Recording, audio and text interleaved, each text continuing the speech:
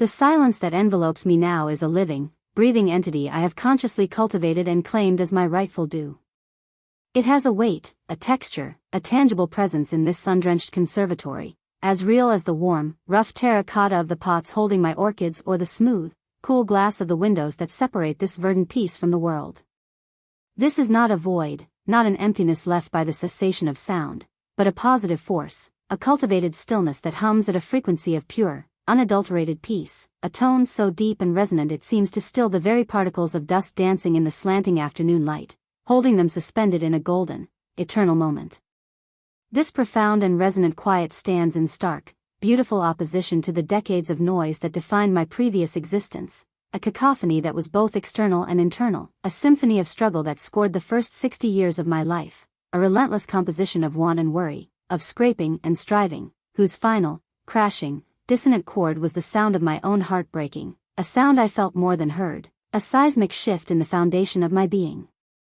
I remember, with a clarity that time has not dimmed, the relentless, grinding clamor of the industrial floor polishers in the hollow, vacant office buildings at 2 a.m., a sound that was less a noise and more a physical assault. It would vibrate up through the worn, thin soles of my cheap work shoes, through the protesting bones of my legs and spine, and into the very core of my being, a metallic roar that drowned out thought and left only a numb, mechanical endurance.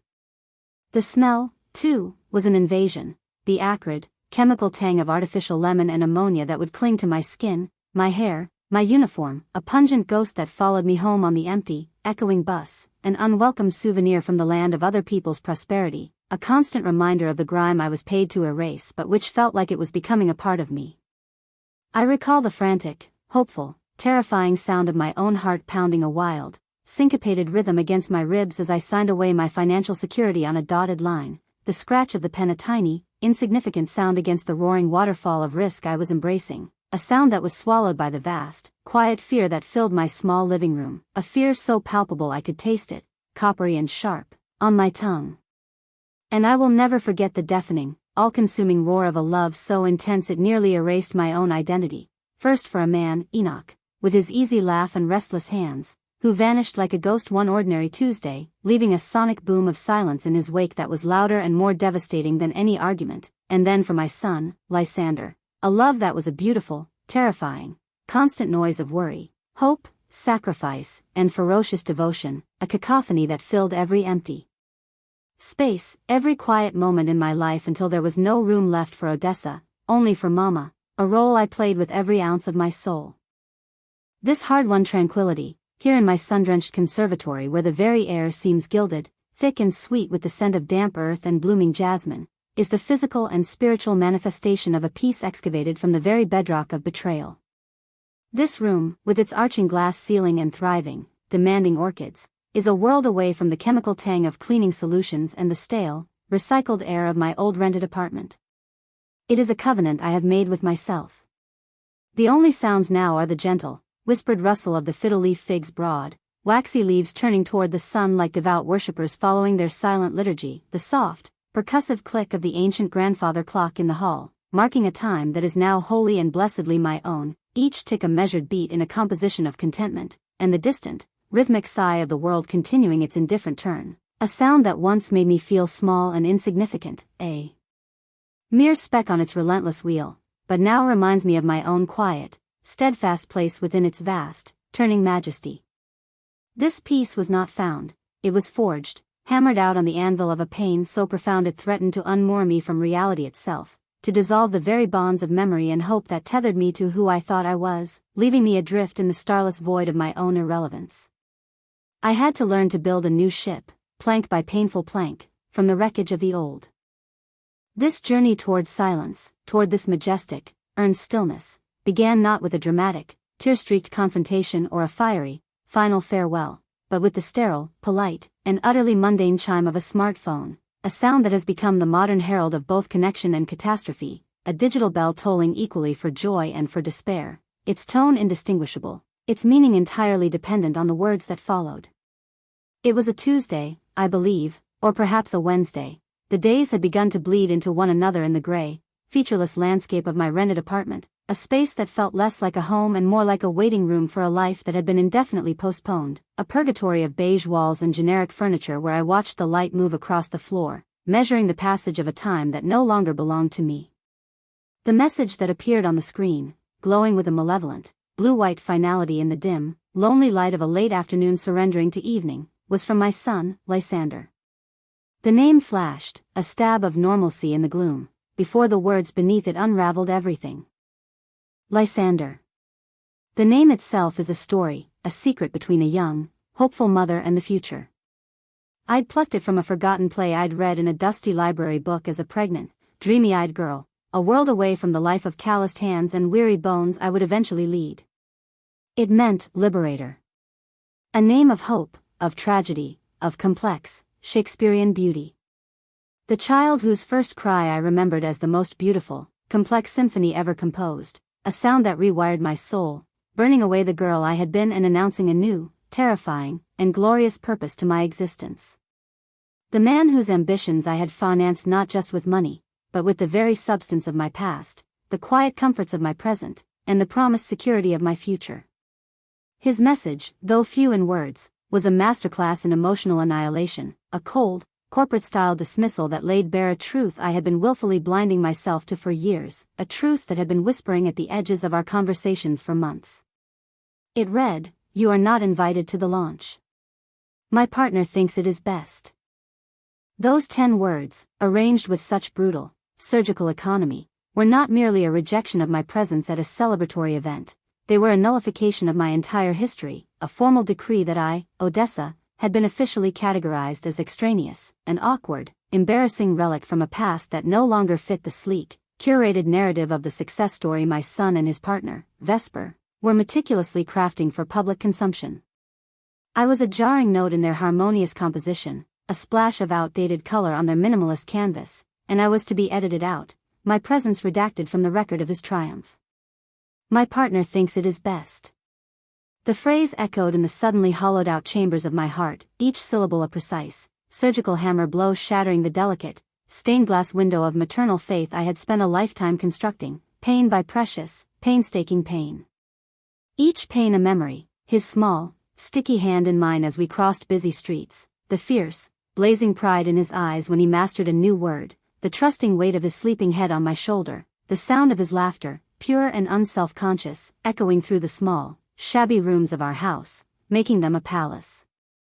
Now, it was all shattered, lying in 1,000 glittering, sharp fragments at my feet, each one reflecting a different moment of a love that had now been declared a liability. This was the bitter, inexplicable harvest of a $2 million investment that was not merely financial but existential, the final, devastating yield from a field I had tilled with my own youth, watered with my own sweat, and fertilized with my own deferred dreams. It was the sum total of 40 years of rising before the sun had even considered its own ascent, of hands perpetually raw, cracked, and stinging from a constant, brutal baptism in industrial cleaning solutions whose acrid scents of artificial lemon and ammonia had become the pervasive, unwelcome perfume of my sacrifice, a scent that seeped into my pores and became the base note of my identity, a smell I could never quite wash away, no matter how long I stood in the shower. It was the ghost of a spine that ached with a persistent, throbbing testimony to the years spent bending over bathtubs, scrubbing toilets, and adjusting pillows for the frail, failing bodies of the elderly, souls like Mr. Henderson, who called me Clara, his long-dead wife, and Mrs. Davignon, who'd held my hand with a bird-like grip and whispered, "You are a good girl," their eyes, clouded with time and confusion, holding a mirror to my own deepest, unspoken fear of being alone and forgotten at. The end, my own story erased as easily as a smudge on a windowpane. This physical and emotional labor, this daily grind of dignity and despair, I had endured with a quiet, desperate stoicism because I believed, with every fiber of my being, that every drop of sweat, every pang of loneliness, every silent, private tear shed into a worn pillowcase in the deepest, most desolate hours of the night, was another brick, another beam, another foundational element laid in the magnificent, sprawling road that would lead my son to his glorious, deserved destiny. I was not building a road for myself, I was the road, and I believed the destination would justify the weight of the journey, the erosion of my own self. That $2 million was the ghost of my mother's loving hands, the tangible weight of her wedding ring and her favorite pearl necklace, Heirlooms I'd sold without a moment's hesitation to a brisk, impersonal man in a cramped, overlit shop that smelled of old metal and disappointment. The memories they held, the warmth of her skin, the light in her eyes when she wore them on special occasions, the stories they contained, liquefied into capital, converted into a sterile number in a bank account, a transaction that felt like a betrayal of her memory, a sin I committed in the name of a greater love. It was the accumulated equity of the only house I had ever owned, the sanctuary where I had built a life first with a man who vanished without a trace, and then alone with my son, a home whose every familiar creak in the floorboards, every smudge on a windowsill from a child's eager, nose-printed face watching for my return, was a sacred memory I had carefully, painfully packed away into anonymous cardboard boxes that now sat in a dusty, expensive storage unit, museum of a life I had voluntarily ended, a history I had boxed up and stored away. I consciously traded a world of cherished, tactile history for a small, temporary, and soul-crushingly generic rental apartment that smelled of other people's lives and industrial cleaner, all while repeating the mantra to myself, a desperate incantation against the rising tide of doubt, that this was merely a stepping stone, a prudent, necessary sacrifice for our shared, brilliant future. I was betting on us, and I bet everything, my past, my present, my future, on a single, terrifying hand of cards. And now, just 6 short, cataclysmic months after handing him that check, a slip of paper that represented the complete and total liquidation of my past and the deliberate, terrifying mortgaging of my future, I was being told by my own child, the sole beneficiary of this ultimate, staggering act of faith, that my presence was undesirable, that I was an encumbrance, a social liability, on the very threshold of the dream I had poured my entire life into making possible. The pain was not a sharp, clean cut that could be stitched and healed, it was a slow, crushing, suffocating weight, a geological pressure, like being buried alive in the cold, heavy, unforgiving soil of my own mounting irrelevance, the weight of every no I'd ever said to myself now collapsing in on me, entombing me. As I sat there, the phone slipping from my numb, unfeeling fingers to land with a dull, final thud on the cheap synthetic rug, I was violently transported back through the decades, a helpless ghost forced to haunt the desolate, heart-rending museum of my own sacrifices, each exhibit a monument to a love that had now been declared obsolete, each memory a knife twisting in the wound of this fresh betrayal. The memories did not come as a gentle stream, but as a raging, torrential flood, pulling me under, drowning me in the vivid, painful details of a life lived entirely for someone else. I saw myself as a young, terrified widow in everything but the legal paperwork, holding my bewildered, father-hungry 5-year-old son in the aching, profound silence that followed his father Enoch's departure, a man who vanished like morning mist, leaving behind not a note, not a reason, but only a void of profound confusion and an ever-growing, suffocating mountain of daunting bills that arrived in the mailbox with terrifying regularity, each envelope a fresh wave of panic, a tide of numbers I feared would drown us. My own consuming grief was a luxury I could not afford, a garment too fine to wear while scrubbing other people's floors, so I folded it neatly and stored it in a locked chest deep inside me, where it gathered its own silent, potent dust, a sediment of sorrow at the bottom of my soul. Nightly, I answered my son's plaintive, heartbreaking question, "Mama, where did Daddy go? Is he coming back?" with a brave face and a heart that felt like it had been pulverized into shattered glass, building a fortress of sheer, unyielding will around our tiny, vulnerable, shattered family, a fortress with only one soldier standing guard on the walls, a soldier who was also the cook, the cleaner, the comforter, the provider. I felt anew the bone-deep, soul-consuming exhaustion of working a double shift, of leaving a sleeping Lysander with a weary but kind-hearted neighbor, Mrs. Gable, whose own eyes held a similar story of quiet struggle and resigned fortitude, so I could spend the witching hours mopping the vast, empty, eerily silent corridors of downtown office buildings, my reflection a pale, distorted ghost in the dark windows. The unnatural, tomb-like hush of those corporate spaces, punctuated only by the whirring of the polisher and the distant, lonely echo of a security guard's footsteps, was a stark, chilling contrast to the frantic, fearful beating of my own heart, which was always, always with him, in that small room miles away, listening for a cry that would never come because he was a good boy. He always slept through the night, a small mercy for which I was perpetually, guiltily grateful, a reprieve that allowed me to earn the money to keep a roof over his head. I remembered the fierce, burning, almost painful pride that swelled within me when he was accepted into a prestigious, intimidating private university, a world of manicured quads and soaring, Gothic architecture and soaring intellectual ambition so far removed from our own humble, hardscrabble reality it felt like he had been accepted into a different galaxy, a place I could observe only through the photographs he sent and the stories he told. That pride was instantly shadowed by the simultaneous, ice-cold dread that gripped me when the first tuition bill arrived, a thick, expensive envelope that felt like a verdict, a confirmation that we were trespassers in this world of privilege, and the cost of admission was everything I had. A dread I forcefully silenced by securing a second job on weekends, cleaning the sprawling, immaculate, and often soulless homes in the affluent suburb of Buckhead, homes that were monuments to a success I could only clean up after. My knees ground in protest as I scrubbed the pristine, imported marble floors of strangers, my hands bleeding from scouring their expensive, polished fixtures, all while clinging, like a lifeline, to the mental image of my son's radiant, triumphant face on his graduation day, an image I polished and refined until it shone like a holy icon in the private chapel of my mind, a grail that would sanctify all this drudgery. "You can study wherever your heart desires, son," I had told him, my voice a fortress of certainty belying the terrifying, seismic tremor in my soul. "I will handle the rest." It was a promise that felt like a vow, and I was a woman who kept her vows, even when they cost her everything, even when the price was her own becoming. And I did. I handled it through years of his underemployment and professional uncertainty, the slow, discouraging grind of a gifted mind searching for its place in an indifferent world that didn't yet recognize his spark. I quietly supplemented his meager income, transferring funds with a silent prayer that this would be the last time, tirelessly paid for his specialized, career-advancing courses, became his unwavering, silent partner long before there was a company called Luminous Tech or a formal business plan, my belief in him the one constant, unwavering beacon in a world that often seemed determined to tell him no, a world I had spent a lifetime buffeting against on his behalf, a human shield against disappointment.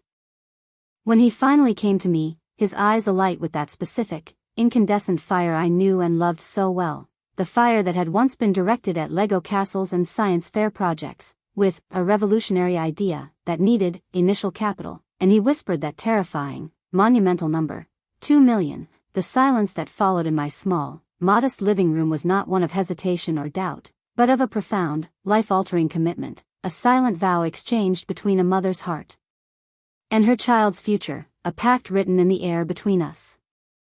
I saw the number not as a simple quantity of money, but as a physical, overwhelming representation of every no I had ever said to myself. No to a new winter coat, no to a weekend vacation, no to a simple, cheerful restaurant meal, no to the quiet, secure retirement I had only occasionally, and timidly, dared to imagine in the quiet moments before sleep claimed me. I saw in that number all the deferred joys, the swallowed pride, the countless small relinquishments that constituted the hidden, sacred ledger of my love. And I looked at my son, at the pure, unadulterated passion that animated his every feature, and I said the words that would ultimately unravel and then, miraculously, redefine my entire life. "All right, son. Count on me." His joy was my immediate, intoxicating reward, a fleeting, beautiful currency that felt, in that suspended, perfect moment, like it could fill the vault of any sacrifice, no matter how great. He hugged me, lifting my weary, 60-year-old body off the floor with an effortless strength that startled me, a reminder of the man he had become, spinning me around in a giddy circle as he had when he was a small, laughing boy, his promises falling from his lips like sacred, unbreakable vows. "You are the best mother in the world, Mama. I promise you this is going to work. I promise I am going to pay back every penny with interest. I promise I am never going to forget what you are doing for me." The memory of those promises now felt like the cruelest, most sophisticated of jokes, their hollow echoes bouncing mockingly off the sterile, beige walls of my silent apartment, taunting the profound, beautiful naivete of the woman who had believed them with such absolute, foolish faith, a faith that was my greatest strength and, it turned out, my most profound vulnerability, the chink in my armor through which the fatal blow was struck. The golden, idyllic era that followed the investment was brief but utterly intoxicating, a 6-month period that glows in my memory like fool's gold, glittering and precious in the moment, but ultimately worthless, a beautiful facade. He called me daily, his voice buzzing with unrestrained excitement, flooding my phone with photos of the new, sleek offices with their exposed brick and modern art, enthusiastically introducing me to early employees via joyful, chaotic video calls where I'd wave from my little screen, feeling like a queen observing her court, consistently using the word our company, our project, our vision. And I, like a thirsty traveler who has finally found an oasis in a desert after years of wandering, drank the potent, life-giving potion of inclusion, believing with my whole, grateful heart that I was not just the financier but a fundamental, integral, living part of the dream itself. The dream had a heartbeat, and it synced with mine. Its breath was my breath. I was, for those few precious months, not just the foundation, but part of the soaring architecture. But then, subtly at first, almost imperceptibly, like the first, nearly invisible crack in a frozen lake that presages a catastrophic break, the atmosphere began to shift, the emotional climate changing with the arrival of a new, powerful, and controlling weather system named Vesper. Initially, she was just a name in his enthusiastic stories, a brilliant, savvy marketing specialist he'd met at a networking event, but she quickly evolved into a constant, pervasive, and eventually ominous refrain in the soundtrack of our conversations, a dissonant chord that grew louder and more dominant with each passing week, drowning out the melody of our old connection. Vesper says we should pivot our strategy to capture a more affluent demographic. Vesper has incredible connections in the venture capital world. Vesper believes we need to be more aggressive in our projections to attract series of funding. Her presence was a slow, insidious frost, creeping with patient malice into the warm, familiar, lovingly tended garden of my relationship with my son, wilting the delicate, beautiful flowers of our connection one by one, the shared jokes that became less frequent, the easy confidences that were replaced by vague generalities, the unshakable certainty of our bond that began to feel conditional, until the landscape I had known and nurtured for a lifetime began to look foreign, alien, and barren, a place I no longer recognized, a country from which I was being exiled. The first time I saw her, on a grainy, lagging video call that pixelated her face into a series of abstract squares before resolving into sharp, unsettling focus, she was a vision of impeccable, intimidating corporate polish, sleek, expensively styled hair that fell like a sheet of obsidian, an impeccably tailored, stark white blouse that seemed to radiate a sterile authority, an aura of unassailable, cold competence that seemed to permeate through the digital screen and into my humble living room, making my own worn armchair and faded family photographs seem suddenly shabby and quaint, artifacts from a less evolved time. Vesper, this is my mom, Odessa, Lysander had said, his voice still warm with a familial pride that, in retrospect, felt like an artifact from a lost civilization. Her response, a pleasure, Mrs. Odessa, was delivered with a smile that was a perfect, vacant, professionally calibrated mask, not a single genuine watt of its energy reaching her cold, calculating, assessing eyes, which scanned me, my surroundings, and found us both wanting, categorizing us in an instant as part of a history that needed to be overcome, a narrative to be superseded. When I tried to engage, to ask a thoughtful question about their long-term growth strategy and brand identity, hoping to connect on a level beyond the maternal, to show I was more than just the source of funds, she dismissed me with a tone of condescending, impatient patience, turning immediately and exclusively back to Lysander to discuss the Q3 numbers for the upcoming investor call, and he, my brave, beautiful boy, my son, said nothing. He did not champion me. He did not pull me into the conversation. He did not affirm my place or my right to ask. He simply allowed the dismissal to happen, a passive bystander in the slow, deliberate erosion of my role, and in that moment, I felt the first, hairline fracture, no wider than a silk thread, appear in the solid bedrock of our world, a fissure that would, in time, widen into a catastrophic, soul-swallowing chasm, separating us into two different continents, staring at each other across an uncrossable sea. The descent from that point was a gradual, excruciating, heartbreaking slide into invisibility. Our Sunday dinners, a sacred, unwavering tradition for over 20 years, a weekly sacrament of our bond involving my famous pot roast and his eager, detailed retelling of the week's events, were the first cherished ritual to be sacrificed on the altar of Vesper's ambition, cancelled with a series of increasingly flimsy, transparent excuses that always, inevitably, circled back to the demands of Vesper's schedule. Vesper has organized a mandatory, all-hands strategy session for Sunday. It's the only time the whole team can sync. The daily, life-giving calls became weekly, then sporadic, their content shifting dramatically from shared excitement and vulnerability to vague, formal, carefully sanitized updates that felt like corporate press releases, devoid of the human messiness, the stumbles and recoveries I craved. When I asked for details, for the human story behind the business, for the struggles and triumphs of the people I had begun to think of as extended family, he began to parrot her cold, corporate phrases about maintaining professional boundaries and the importance of cleanly separating family from business, as if my boundless love and my monumental financial investment were a toxic, volatile mixture that threatened the very structural integrity of their enterprise. I was being professionally managed out of my own son's life, my presence treated as a conflict of interest in the business of his heart.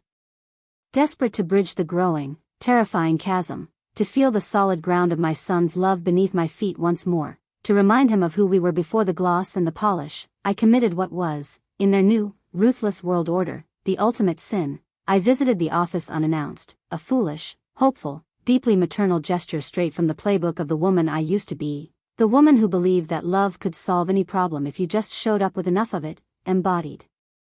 And real. I wore my best emerald green dress, the one he'd once said brought out the light in my eyes, and I brought a box of still warm sweet potato turnovers from his favorite childhood bakery, the one across town I'd had to drive 40 minutes to reach, the scent of cinnamon and butter and childhood memory filling my car, a smell that was the very essence of US, of home. I was met not by my son, but by Vesper, her demeanor that of a prison warden confronting an escaped inmate she had long been expecting and was prepared to neutralize with efficient, dispassionate force. "Mrs. Odessa." "What a surprise," she said, her voice a finely honed weapon of chilled steel, each word dipped in frost, her eyes doing a quick, dismissive inventory of my dress, the pastry box, my very being. I explained my simple, heartfelt mission, holding up the pastry box like a shield, a peace offering from a world of warmth and memory she clearly despised and sought to systematically eradicate, a world she viewed as sentimental clutter. "How thoughtful," she replied, her smile never wavering, never touching the flat, assessing coldness of her eyes, which were the color of a winter sky just before a storm. "But Lysander is in a critical, closed-door meeting with potential investors from Singapore. He cannot be interrupted. It would be best if you coordinated your visits in advance through me." Coordinated my visits, I was being managed. I was a logistical problem, an item on an agenda to be scheduled or, preferably, avoided entirely. And from the depths of the office, from behind a closed door of frosted glass, my son, who must have heard the familiar, unmistakable sound of my voice, a sound that had called him home for dinner, soothed fevers, and cheered at graduations, did not emerge. He left me standing there in that sleek, cold, minimalist lobby, being systematically, politely, and utterly dismantled by his partner, and the silence from his office, a silence I knew in my bones meant he could hear every humiliating word, was a louder, more devastating betrayal than any shouted insult or slammed door could ever be. It was a betrayal of complicity, of cowardice, and it stole the air from my lungs, leaving me hollow and gasping in that beautiful, terrible room. The final, brutal confrontation came days later, over the phone, after I happened upon a trade publication interview where he spoke glowingly of an anonymous, early-stage angel investor, who had believed in their vision when it was just a sketch on a napkin, publicly, officially, and completely erasing me from the narrative of his success, reducing me to a faceless, nameless financial transaction, airbrushing my love and my life's work out of the picture as if it were an unsightly blemish on the perfect skin of his origin story. "Lysander, I am not an anonymous investor," I cried, my voice cracking with a pain so profound it felt like my very soul was tearing in two, the fibers of my being snapping under the strain of this final, public injustice. "Mama, you're confusing your roles," he retorted, his voice laced with a frustration and annoyance I had never, ever heard directed at me before, a tone he might use with a slow-to-comprehend subordinate or a tedious obstacle to be cleared. "Vesper has helped me see that mixing family and business is toxic. It creates unmanageable complications, blurred lines, emotional baggage. It's unprofessional." Toxic, the word landed like a physical blow to the chest, a sucker punch that knocked the air from my lungs and left me gasping, bent over the kitchen counter as if I'd been struck, the world swimming in a nauseating swirl. My love, my sacrifice, my very being, was a contaminant, a complication to be managed and sequestered, a hazardous waste spill in the clean room of his ambition. "I want to be treated like your mother, not a bank," I pleaded, my voice breaking, the last vestiges of my pride crumbling into dust, leaving me raw and exposed, a beggar at the table I had set. "Then stop acting like a creditor and act like a mother," he shot back, his words a whip crack of finality, and the sharp, definitive click of him hanging up was the sound of a final door slamming shut, locking me out forever in the bitter, howling cold of his new, Vesper-curated life. The dial tone was a mockery, a flat line where a heartbeat, where a conversation, where a relationship used to be. The weeks of silence that followed were a barren, desolate, emotionally frozen landscape, an arctic tundra of the spirit where no light seemed to penetrate and no warmth could survive. I was a ghost in my own life, haunting the small, impersonal apartment that had become the tomb of my sacrifices, watching his success unfold through the curated, glittering lens of social media, a spectacular, glamorous show from which I had been permanently, deliberately, and publicly exiled. The launch party I was not invited to was a lavish, star-studded affair, photographed and splashed across every relevant industry blog. I saw the pictures, my son, handsome and beaming, his arm wrapped possessively around Vesper's waist, her smile a triumph of conquest, a look of pure, unadulterated ownership. I was not in a single photo. I was not even a footnote. I had been disappeared, my role in his narrative reduced to a silent, anonymous asterisk. But then, from the absolute zero of that despair, from the core of that ice, a new energy began to coalesce, a slow, stubborn, defiant heat building from a part of me I had forgotten existed, a part that was not Lysander's mother, but simply and powerfully, Odessa. The grief did not disappear, it underwent a fierce, alchemical transformation, hardening from a liquid state of helpless sorrow into a solid, unbreakable, diamond-hard substance, resolve. I was not a victim. I was a businesswoman who had made a poor emotional investment in a person, but the legal and financial terms of that investment were still binding, still held power, still had teeth. I had been playing a losing hand in the game of the heart, but there was another game being played, one with rules and contracts and balance sheets, and it was time I started playing it, and playing to win. I called my old friend Odessa, the steadfast, sharp-eyed banker who had personally witnessed and processed the transfer of my entire life savings, who had clicked her tongue in disapproval but had respected my decision, a woman who understood numbers better than she understood people, which in this moment, was exactly what I needed. She came over that very evening, and together, surrounded by the detritus of my grief, take-out containers and cold cups of tea, and the soft, focused glow of a single desk lamp that carved a pool of light and sanity out of the surrounding darkness, we pored over the dense, legalistic documents I had signed in a state of blind, loving faith. And there it was, in stark, unassailable black and white, buried in clauses and sub-clauses that my tear-blurred eyes had once skimmed over in my rush to enable his dream. My $2 million had purchased a 60% equity stake in Luminous Tech, LLC. I was not a silent investor, I was the majority shareholder. I held the controlling interest. I held the power. I had simply been too busy, too heartbroken, playing the role of the wounded, pleading mother to remember I was also, legally and financially, the chairman of the board. The shock of that discovery was like a defibrillator to my soul. A jolt. A restart. The ghost of Odessa sat up, took a deep, shuddering breath, and remembered her own name, her own power, her own rightful place at the head of the table. The next day, I called Lysander.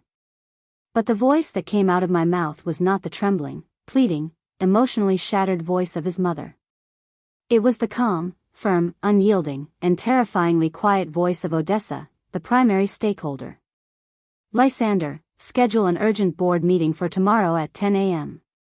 I will be reviewing the last quarter's financials and discussing several material breaches of our operating agreement. And ensure that Vesper is present. The silence on his end of the line was profound, a void of stunned confusion. I did not wait for a reply. I did not soothe. I did not explain. I hung up. The sound of the receiver settling into its cradle was the first, clear, resonant note of a new symphony I was about to compose. I arrived at the office as a different woman, a woman reborn in the fire of her own indignity, tempered in the ice of betrayal. I did not wear the emerald green of hope and nostalgia, but the severe, elegant, and uncompromising black of authority and consequence, a dress that spoke not of mourning, but of power reclaimed, of a line drawn in the sand.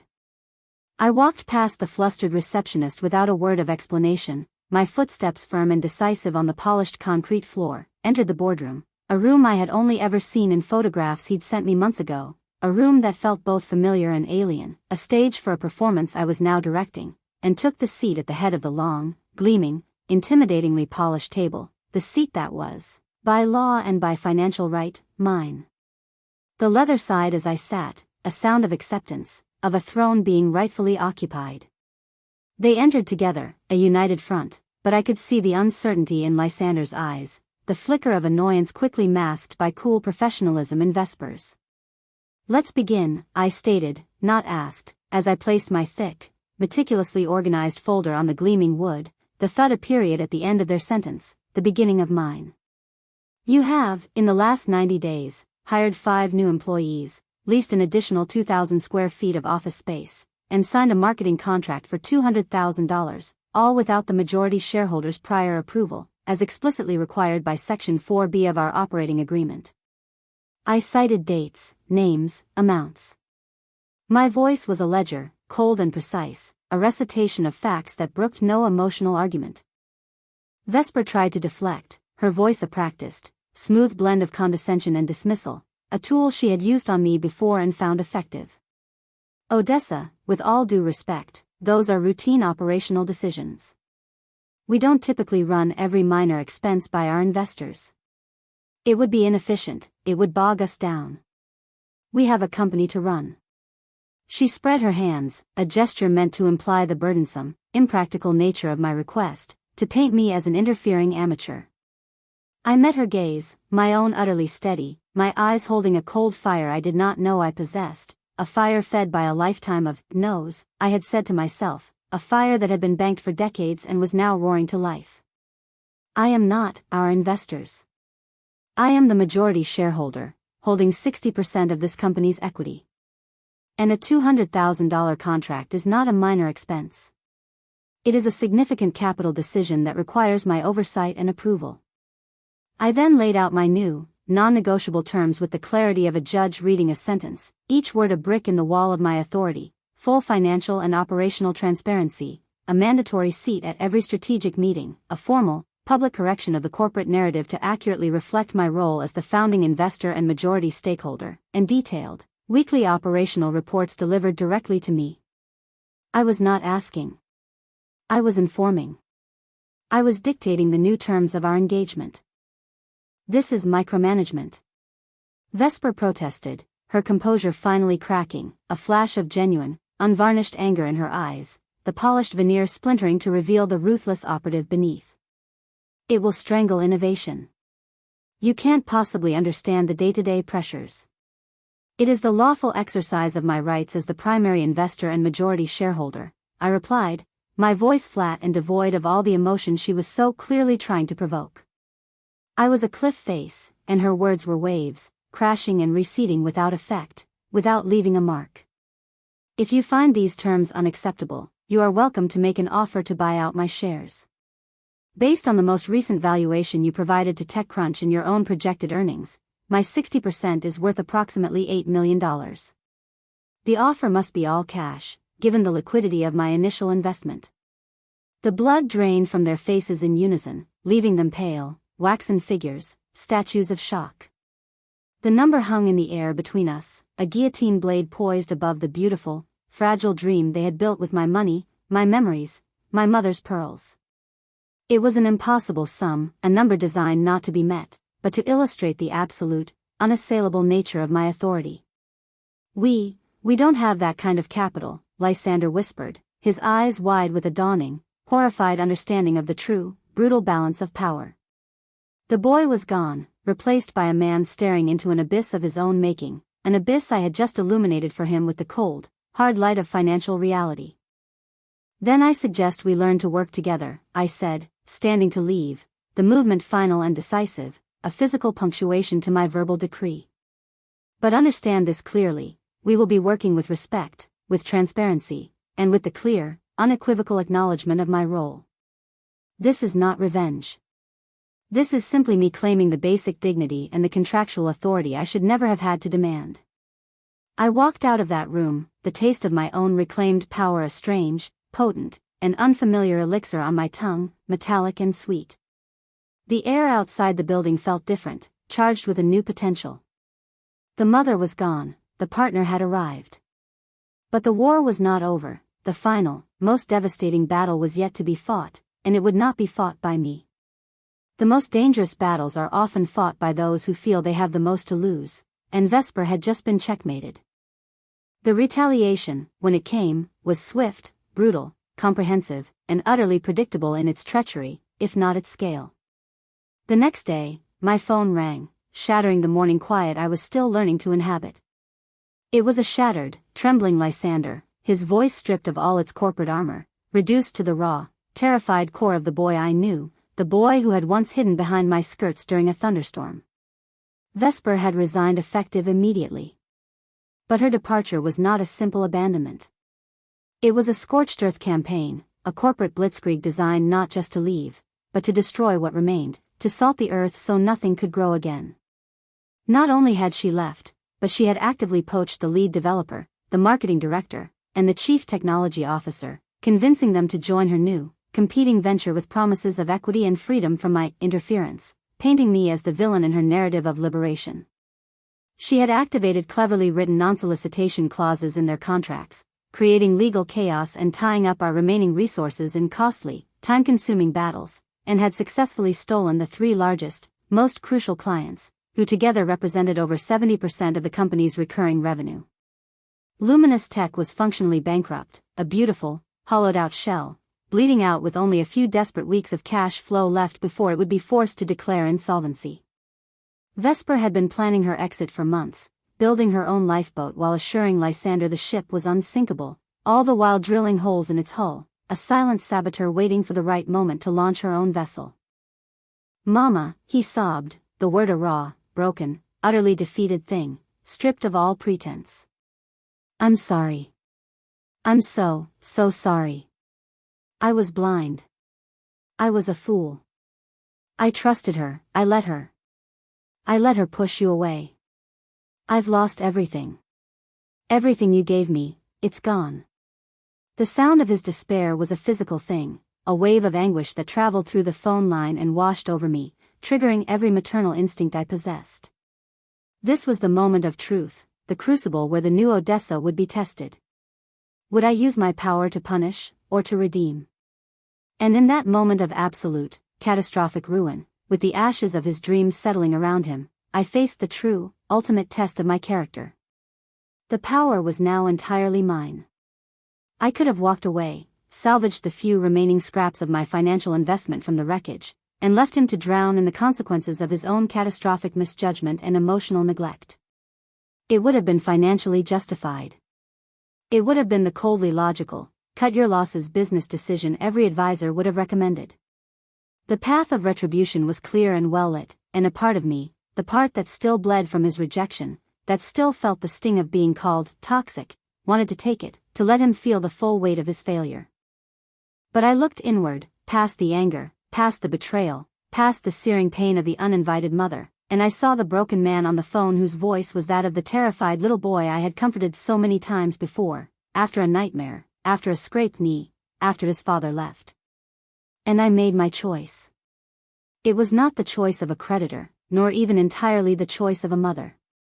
It was the choice of a woman who understood that some foundations, though cracked, were worth rebuilding upon, and that the most powerful redemption is not offered to the deserving, but to the lost, to those who have stared into their own failings and been shattered by the sight. It was the choice of Odessa, a woman who knew that true strength lies not in never falling, but in choosing what to do once you've hit the ground. "Lysander," I said, my voice calm, clear, and infused with a strength that seemed to come from the very earth beneath me, a strength forged in a lifetime of getting back up, of scrubbing floors on no sleep, of facing down bill collectors, of surviving the quiet, desperate hours. "Listen to me. Vesper didn't do this last night. She has been planning this exit for months, systematically isolating you from me, pushing me away, ensuring I was kept in the dark and alienated while she quietly built her own network and exit strategy right under our noses. She was never your partner, she was a corporate parasite, feeding on your talent and my capital until she was strong enough to consume the host and move on. She didn't just leave, she performed a targeted extraction of everything of value. You didn't lose a partner, you survived a predator. I was giving him a narrative, a story that could absorb the shame and turn it into a lesson, a battle scar instead of a brand of failure. I was offering him a way out of the prison of his own guilt. What are we going to do? He asked, his voice that of a lost, helpless child, all his newfound arrogance and ambition vaporized in the heat of this disaster, leaving him naked and afraid, looking to me for a direction, for a plan, for salvation. We are going to rebuild, I told him, a fierce, unwavering determination settling deep into my bones, a conviction as solid as granite. But this time, we do it together. Not as mother and son where one leads and the other follows, not as a financier and a visionary, but as real partners. As a true family. And we will build something she could never even imagine, because it will be built on a foundation she doesn't possess and could never understand: integrity, resilience, and mutual respect. I was offering him a lifeline, but it was a lifeline with conditions. We would be saved together, or not at all. His redemption was tied to mine, and mine to his. What followed were the most grueling, exhausting, yet spiritually transformative weeks of our lives, a descent into a special kind of hell that was also, paradoxically, a forge for our souls, a refiner's fire that burned away the dross of pretense and left only the essential metal of our characters. We worked side by side, 16, 18, sometimes 20 hours a day, in an office that felt like a ghost town, surrounded by empty desks that were stark, silent reminders of the great betrayal, the empty chairs like graves in a corporate cemetery. The silence in that office was different from the one I now cherish. It was a tense, focused, determined silence, punctuated by the frantic clatter of keyboards and the low, urgent murmur of strategy sessions that stretched into the early morning hours, the coffee pot our constant, bitter companion. We were like soldiers in a foxhole, and the shared experience of near-total annihilation stripped away all pretense, all the accumulated layers of resentment and misunderstanding, forcing a raw, unvarnished honesty between us that we had never before dared. He was the technical visionary, the genius who understood the complex, elegant architecture of the code and the nuanced product-market fit, the brilliant, restless mind that had started it all. And I discovered that my 40 years in the trenches of human need, soothing the fears of the disoriented elderly, negotiating with demanding, entitled bosses, building genuine, lasting trust with skeptical strangers, understanding the unspoken language of worry and hope in a person's eyes, had granted me a priceless, unteachable PhD in human psychology, resilience, and relationship building. My decades of service had not weakened me, they had granted me a profound and unshakable strength, a deep well of empathy I could draw from to understand what people truly needed, not just what they said they wanted. I became the unexpected heart and the unbreakable backbone of our salvaged, Phoenix-like operation.